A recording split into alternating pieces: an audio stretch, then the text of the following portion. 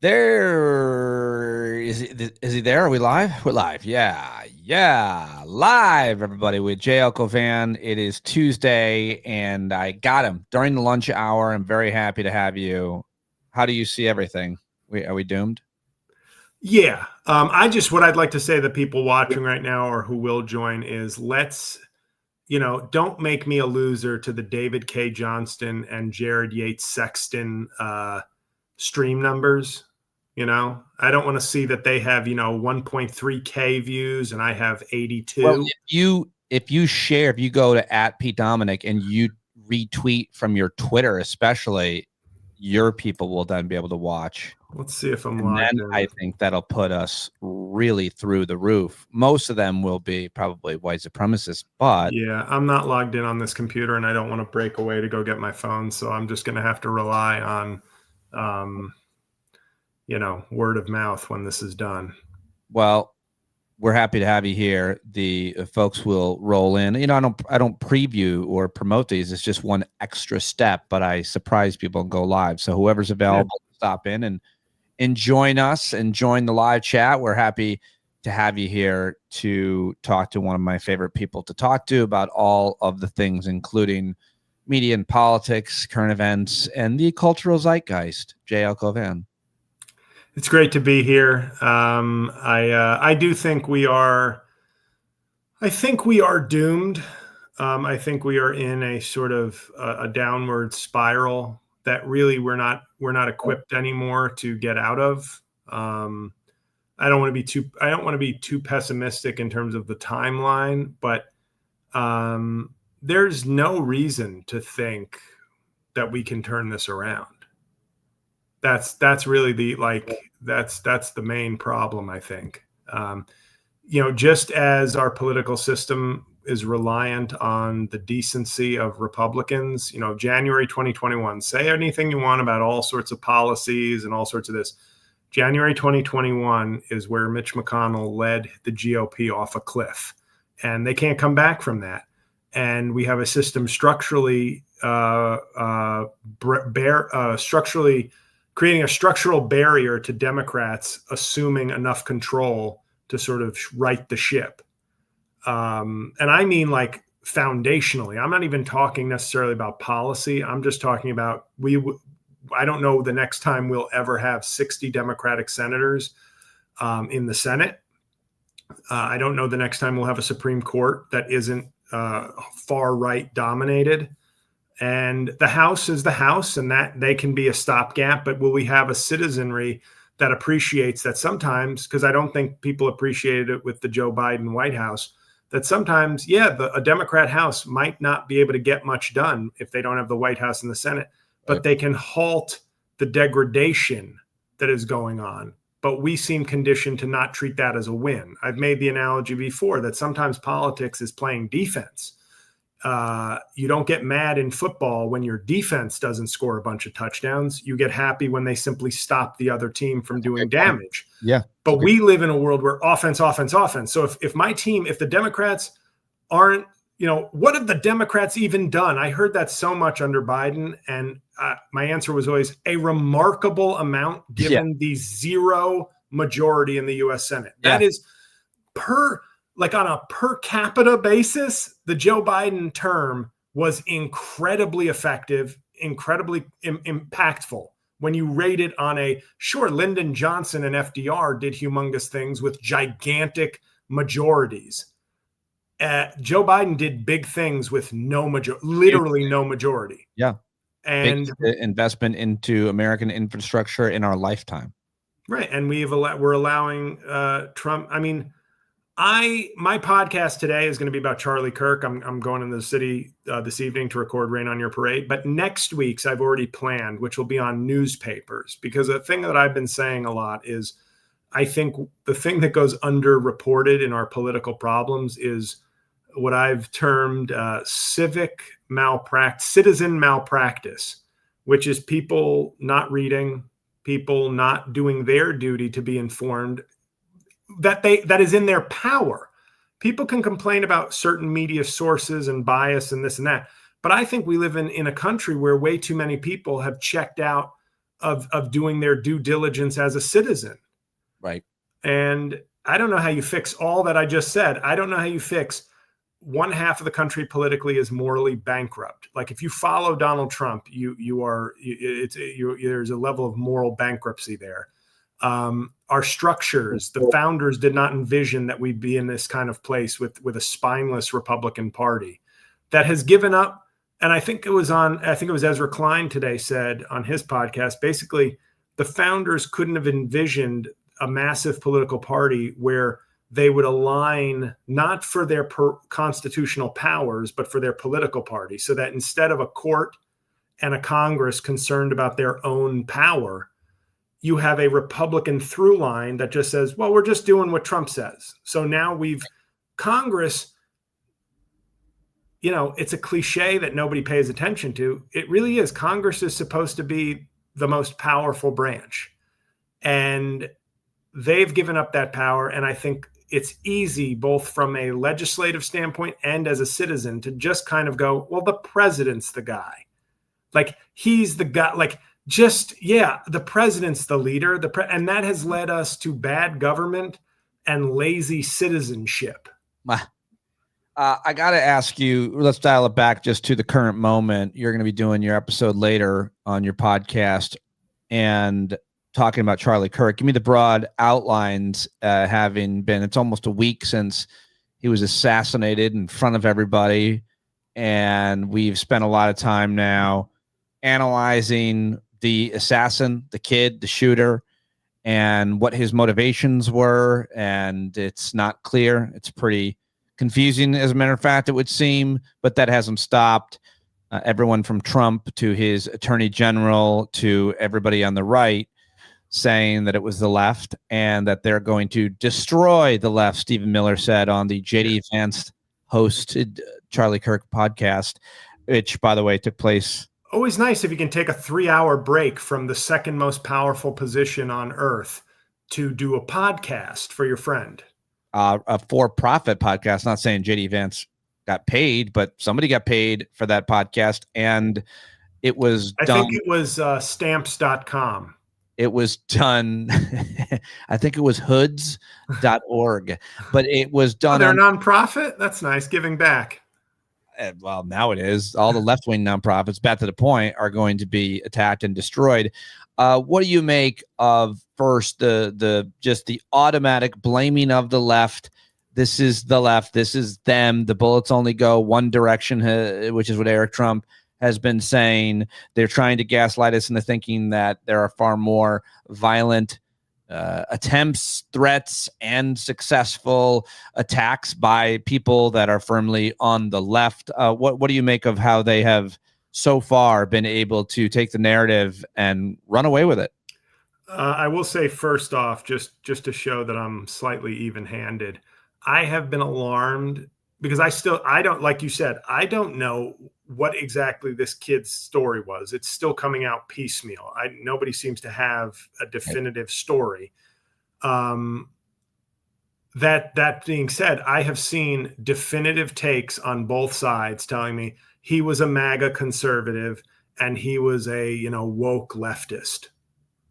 Like, I have seen both of those takes. Now, it matters that one of those takes is coming from the presidency, but I'm just saying I have seen like equally 100%. And I'm a smart guy and I pay attention, but it is alarming to open up social media and I can just scroll and get definitive 100% takes in completely opposite directions. And at least I know I'm going, yes, I lean left, of course, and I don't trust the Trump administration. But at this moment, I'm like, well, this just looks ridiculous.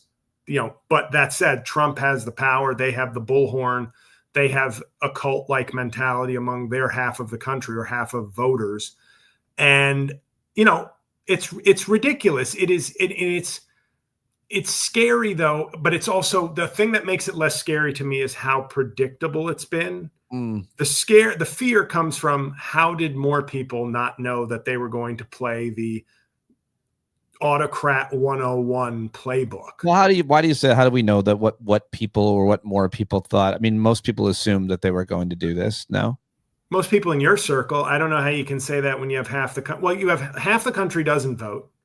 Then you have half of the voters are down with Trump. And some of those voters really believe, because they silo themselves off. It's like hypnosis. People always say, you got to be susceptible to hypnosis. Whenever somebody makes an excuse for a Trump voter, I go, yeah, but I could watch Fox News all day long. And I'll go, why are they so angry? Where is the news reporting? Why are these people dumb?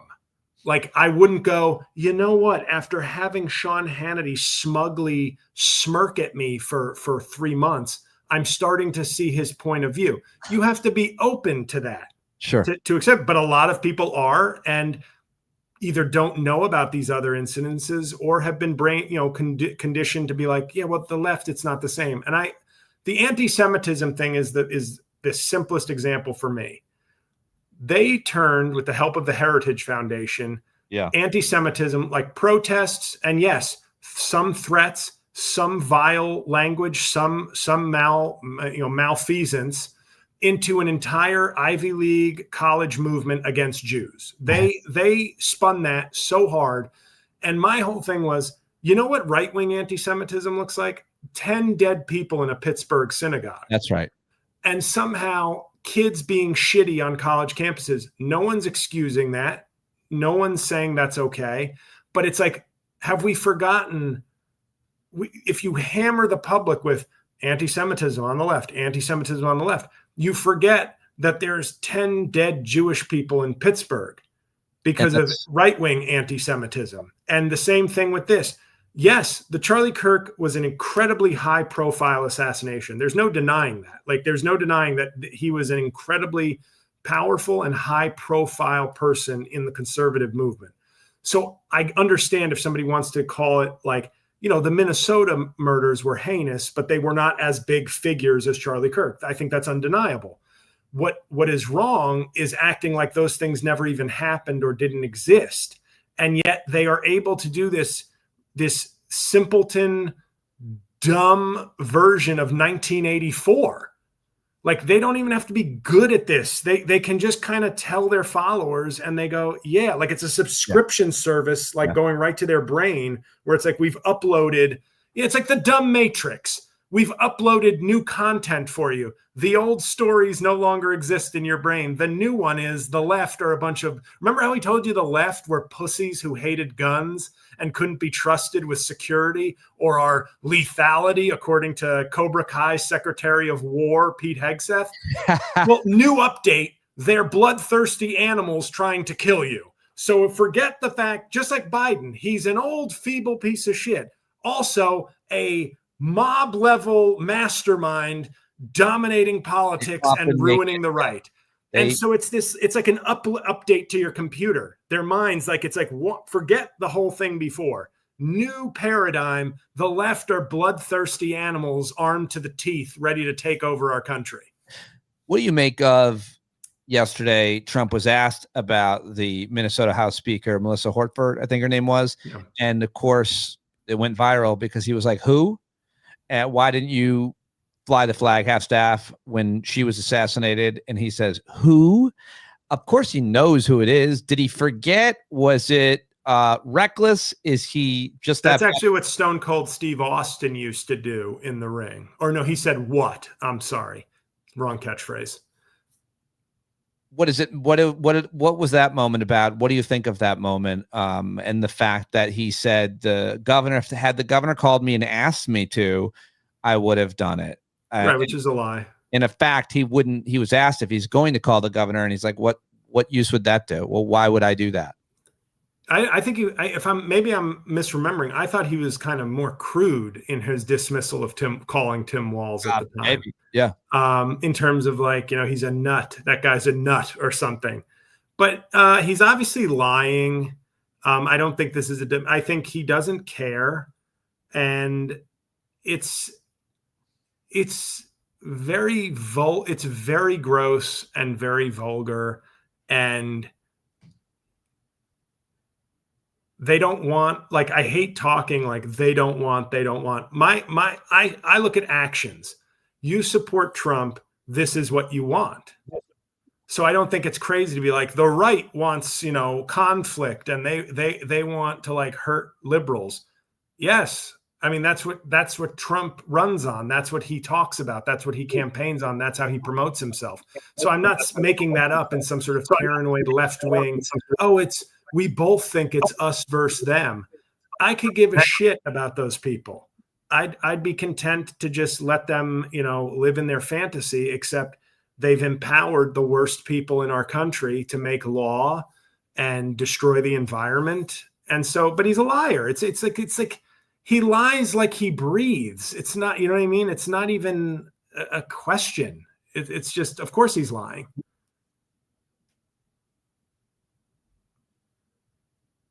Did I freeze? I see you moving now. Did you hear all that? What do you make of the conversation about who Charlie Kirk was and what he represented, the quote celebrations of his life? He was one of the most hate-filled, influentially hateful people in all of the country, and now we're reviewing him in ways. What do you make of that? I hope I'm okay. There you are. Your voice was coming through, but your picture was frozen. But I'm coming through good, right? It's a little sketchy. I think it's on my end. Go ahead. Okay. Well, I compared Charlie Kirk. People are conflating value to free speech and value to America's traditions as positive value on the discourse and for American people. The Nazis who wanted to march in Skokie in the 70s. This is a case we always learn about, we learn about in law school. And the ACLU, it's one of their famous cases. Like Skokie was a town with a decent number of Holocaust survivors. So the Nazis wanted to march there. And for all good reasons, many people were against it. But the Constitution is the Constitution. And the ACLU, I believe, fought for them and won. And I was corrected online. I don't believe they actually ever marched. In law school, you only get to the case. You don't even give a shit about what happened after, but the law is what matters. And to me, saying that knowing the Skokie case is me saying, yes, free speech is incredibly important in this country. And the Nazis marching or trying to march in that town is an incredible lesson about the free speech in America. Doesn't mean the Nazis' message needs to be lionized or praised or treated like all of a sudden they're a martyr for good. And so I said this during the chat, the hangout. This wasn't performative. I felt bad when he was assassinated, just instinctively. It wasn't me trying to go like, oh, we need a moment of silence and we need to really reflect. I felt bad. I felt bad for the country, and I also felt bad that this guy, whose views I found awful, whose gimmick I found sort of BS, his debate thing. It was really just kind of, debate for a content ADD world. It wasn't like, this wasn't Christopher Hitchens getting in front of a college campus and really showing rhetorical skill and brilliance. Right. I've read some of that guy's stuff. Like I'm not an atheist. I love his writing. You know what I mean? Like that's an intellectual. Yeah, sure. And this was not that. This was intellectual for an age that doesn't like intellectuals anymore. That said, a man slain in a manner so violent in front of so many people while engaging in speech is heinous to me and was upsetting. Not like, oh my God, I've lost somebody I dearly care about or that I dearly respected, but what he represented, I do believe in that. I do believe it was very bad for our country and sad for his family. At least his two kids aren't, terrible people. But by the way, just one more addition to that, he is, as predicted, far more popular now than he ever was. Everything he has done has become very popular. His podcast is now tops. His social media following, which is already massive. JD Vance is like the Brian Johnson, like he replaced Bon Scott in AC/DC, and people are like, should we even do this? And now it's even bigger. They're even better with JD Vance in the role of Charlie Kirk. So killing him is like Obi-Wan Kenobi. It made him stronger in death. potentially Yeah. before, because somebody said at the chat the other night, I'm glad he's off the board, meaning he was doing so much damage. But arguably, even though he's dead, his work will now become more popular, and people will see him as credible because someone wanted to take him off the board. It could be argued, I believe. And I found it, I've been a Yankee fan since I'm probably 5 years old. And, over the years in my adulthood, like since Trump came to president, and I know people say, what does that have to do with politics? When you like a team and you see so many members of the team that you respected in the past and present, being like big Trump fans, in my mind, I'm going, you play in a league with a lot of Latin and black men, and some of those Latin and black men like Trump. You work in a community of the Bronx Bombers. You work in a lower income community full of brown and black people. And this is the type of person that you support. And seeing him pose with the team for photos and them doing a moment of silence for Charlie Kirk at like the Yankee game, like I was just like, is this just a wing of MAGA now? Are you even a baseball team? And I did appreciate that some of the players, didn't appear in the team photo with Trump. And that's got to be on purpose. I didn't know that. You don't make a big stink of it because you don't want the focus to be on you. But like when a guy like Giancarlo Stanton, a big star, a former MVP, isn't in the photo with the president, you have to assume that was intentional. And my question is always, why aren't more people doing that? Even if you want to do it silently, you don't want to be a protester, you don't want the spotlight, but you still have your personal integrity.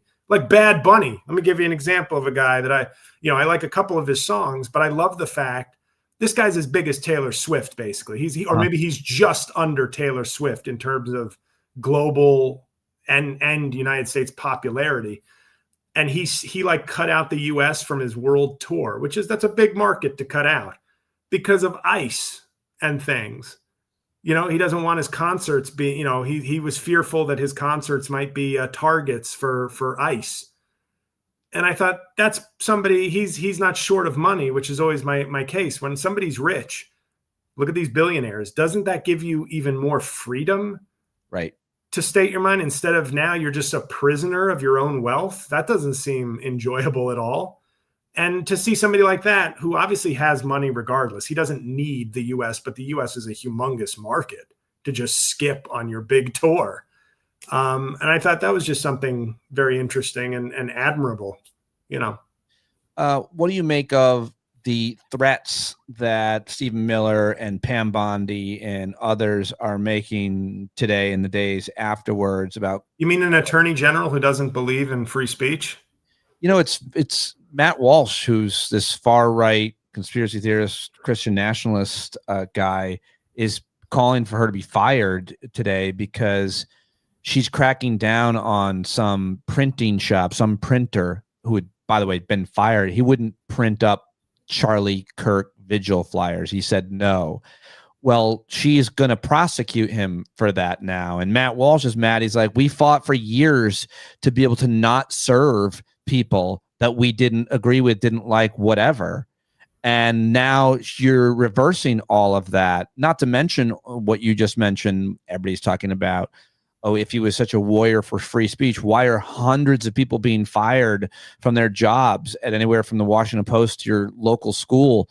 Our school board, the next town over, is going after a board member who said something which was not in any way egregious. I mean, what do you make of these actions? Well, it reminds me of the time, I think in high school, when I wanted a moment of silence when Jeffrey Dahmer was murdered in prison. And my teacher sent me to the principal's office. And I was like, wow, I'm sorry that I just wanted a moment of silence for somebody slain in a sad and terrible manner in our prisons. I guess I'm the bad guy. Wow. No, I think, just like Marjorie Taylor Greene accidentally doing something Christian by defending the children of Gaza, a broken human is right twice a day, I think is the phrase. And Matt Walsh here is at least being consistent on a speech issue, and a pretty clear one, it would seem. But yeah, Stephen Miller is a ghoul. He's an atrocious human being. This is, and I hate to compare this to gun violence, but this feels like Stephen Miller feels like, a trench coat mafia type, but he doesn't have to go shoot up Duke or his high school. He has a weapon more powerful than a gun. He has Donald Trump to wage violence and cruelty on every group of people he's ever disagreed with or hated. And so that's, if he feels like the bullied kid who bided his time, found the tool, and is now going to town on it. Like, he has that friendless, miserable energy that makes you think this could have gone a different way with him sometime in his life. But instead he was patient and now has somebody who can, help destroy American democracy, which is so much cooler than being violent at your high school if you just have the patience for it. God, that's such an amazing and terrifyingly accurate analysis of his motivations and capabilities and power that he now has. Who would have ever thought that guy gotten to where he got? So many of us would love to have that power to go back and punish all of our bullies and the Latino girl who said no when we were in high school. Yeah, it's unfortunate. I do have till 2:20 in case you were looking. I was about to wrap it up. I gotta go.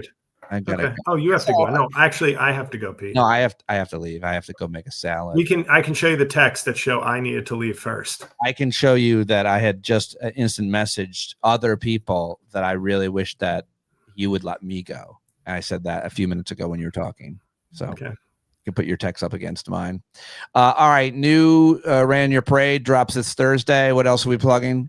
Oh, yeah. We got Making Podcast Great Again, which goes live tonight for everybody. It's on Patreon already, but that is, basically the Trump episode dedicated to Charlie Kirk. So that's going to be some good stuff you want. And to be fair, like so many tragedies that I've had Trump comment on, 95% of the humor is still about Trump being a scumbag and insensitive or not caring. It's really not most of the time about, oh, here I am ripping Charlie Kirk for a while. It's more like, here's me portraying Trump.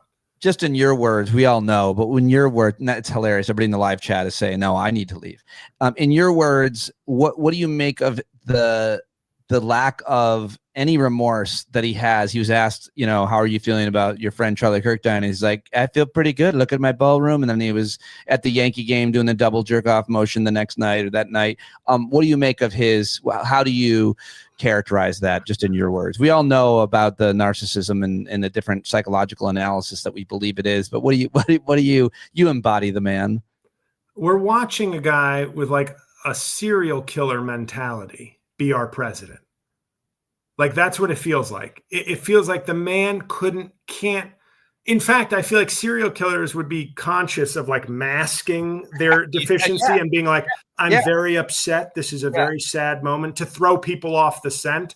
He doesn't seem capable of that. So it's like, how do you feel about Charlie Kirk's death?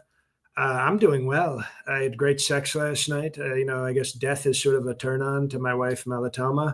And it's, so we're doing great, and I sort of wish Charlie Kirk's wife was a little hotter, because I could probably get sort of that, sympathy, like the Hunter Biden method, like, oh, we're both grieving, why don't we have sex to get over it, kind of a thing. But she's just not hot enough. But no, we miss what was his name? Charlie Brown. We miss Charlie Brown and Wampa Womp Womp. So that's him. And so that's what I try to convey, is just his, focus. It's also an easier way to be less cruel, is to focus on his perpetual and continuing shittiness rather than to spend too much time mocking the deceased. But as far as promoting, if I can just promote some shows also. Yeah. Morristown, New Jersey, this Friday at the Mayo Performing Arts Center. In October, I'm in DC at the DC Comedy Loft, and at Punchline in Philadelphia on October 22nd. And then November, I'm in Huntington, New York. The info is all on my website, jlcomedy.com. And then December, 3 nights in Toronto. We're doing a sequel to Trump versus Canada. And then I'm recording that And then I'm recording a new stand-up special on the 19th and 20th. So busy week in Toronto. Wow. Okay. And then December 28th, Charlotte, North Carolina. So Pete Dominick Nation, please, if you heard any city that you live near there, please get the tickets. This is my one plea. People often wait too long to get tickets, and then clubs get antsy where it's like, tickets are so 2 days out. And if you know you're going or want to go or can go or have friends in those areas, please just get the tickets now. Greatly appreciate it. And you can find out more at jlcauvin.com. Or Jail Comedy if you don't want to spell my French name. There you go, everybody. Thank you very much, my friend, for joining us. And Thank to you. the over 100 people who are watching live, we appreciate you stopping by too. And JL didn't even plug it. Neither did I. How about it? Patreon.com/Pete Dominick, so I can do these every day. And JL Cauvin, you're the man. Bye, everybody.